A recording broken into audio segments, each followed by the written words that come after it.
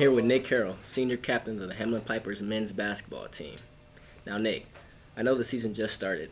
Could you tell me about some of the goals that have been set for the team this year? Basically, every year, Coach Whitmore, one of the first sentences he says at the first team meeting, we want to be a national championship team every year, regardless of how the season went last year, what type of recruits we bring in. Basically, every year, that's the first and primary goal. The biggest key, though, I think, is getting to the playoffs for us this year. Hamline hasn't been there since the 2004-2005 season. I think that's going to be a vital piece for us. Coach Whitmore always says, get to the playoffs, and then whatever happens from that point, it's all matchups from there. And Step by step. I think that's going to be the biggest piece for us, just a confidence boost. Just get a good start to the season, get into these playoffs, and then just kind of see where it can go from there. Could you tell me, how does it feel to be the captain, senior captain at that? I mean, obviously, it's a flattering feeling. I started out with a lot of guys in my class. I transferred in as a sophomore. So I had probably 7 or 8 other guys in my sophomore class, and I believe I'm the only one that's left from that class that came in. So just to kind of stick it out with Coach, I came in the first year that he did. We've developed a pretty strong relationship together, and I was really flattered when he chose me to be the senior captain this year. I thought that was pretty cool on his part. Speaking of transfers, could you tell me about some of the newcomers, transfers, and freshmen that you have this year that are going to add additions to the team? Yeah, obviously, first and foremost, the biggest piece is going to be Ray Brown. He was a top 50 player in the country coming out of high school from Richfield High School. He went to Bradley out of high school, just had some things shaken up, just didn't really go his way. We feel like we really got him back on track here. He'll be a senior this year, I believe. And so we just got him eligible earlier this week. There's not going to be another player in Division III like him. There's hands down, he's going to be the most talented, well-rounded player in Division III basketball. Now, as far as cohesiveness around him, that's going to be a huge part of it. Just being able to work with him and incorporate him into what we're doing, and instead of playing and watching him, we're playing with him. And it's no matter how good he is, it's going to be really important for us to be able to mesh with him. A couple of the other out-of-state guys that came in, we got Noah Aguirre from California.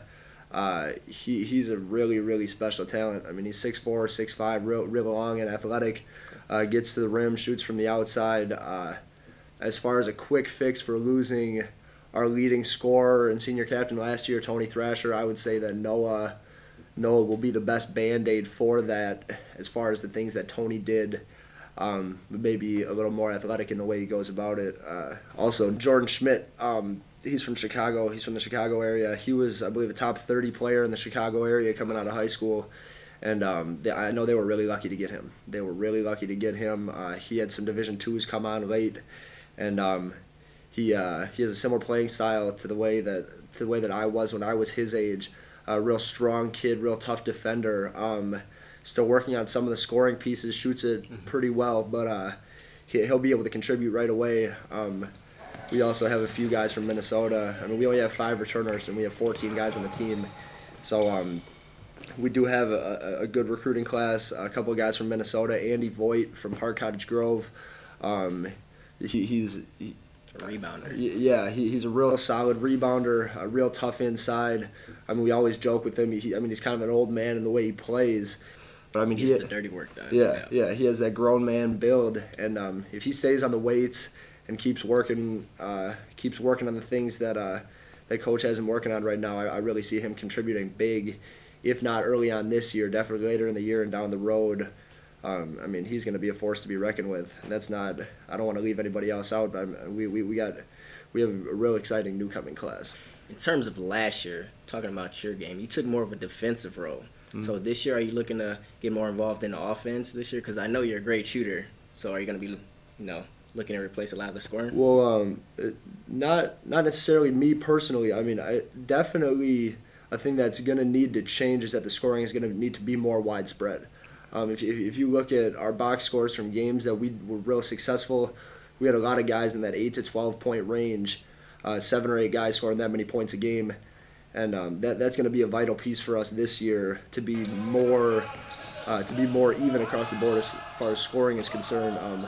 Obviously, like I said, with somebody like Ray, we're going to be trying to put him in positions where he can excel on the offensive end. Obviously, big Carl hip, he's going to need to be getting a lot of touches.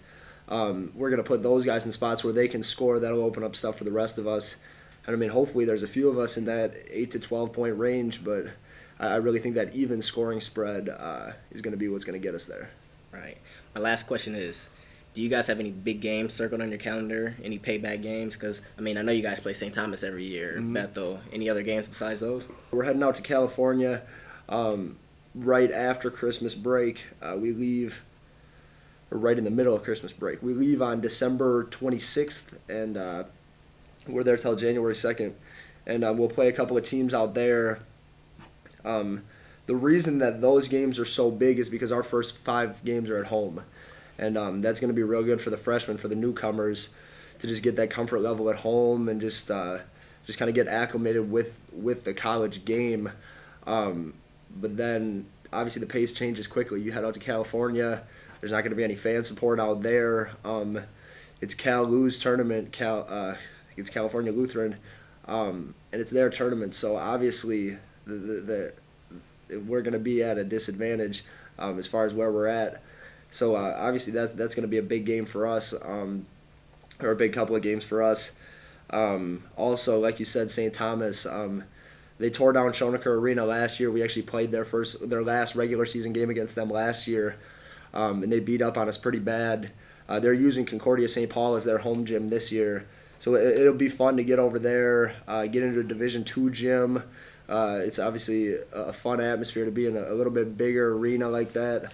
That'll be a fun game. Obviously, playing St. Thomas at home, but yeah, just every game where we're playing that upper echelon in the conference, playing the Bethels, the St. John's, the Carltons, the Gustavus, you want to set a tone with them always at home, and so those will be the biggest games for us, just to kind of show the Hamline community the strides that we're making playing those teams at home. So yeah, definitely getting out to California, playing St. Thomas in those games, getting a couple wins there, and then just that strong core of the conference during our home schedule. Those are going to be the biggest games for us, I think. So when is your first game? We got a couple exhibition games coming up here in the next couple weeks just to work some kinks out against some new competition. Coming up November 15th, we play Elmhurst College they're from the Chicago area. We played them real tough down there last year. They were a top 15 team in the country. Played them down to the wire. They beat us in the last 5-10 seconds of the game. So for anybody who wants to get out to the game, November 15th, it's gonna be a real big game. We're hoping to fill the place up. So if you can get out there November 15th, that'd be awesome. Yeah, that would definitely be. I didn't mention them in the games to play, but Elmhurst is gonna be a big game for us, just to see where we're at. That first game of the season, just get some of those jitters out, and that'll be the first test to kind of see where we're at. All right, all you Hamline fans, mark your calendar, November 15th, Hamline versus Elmhurst here. Thank you, and have a good night.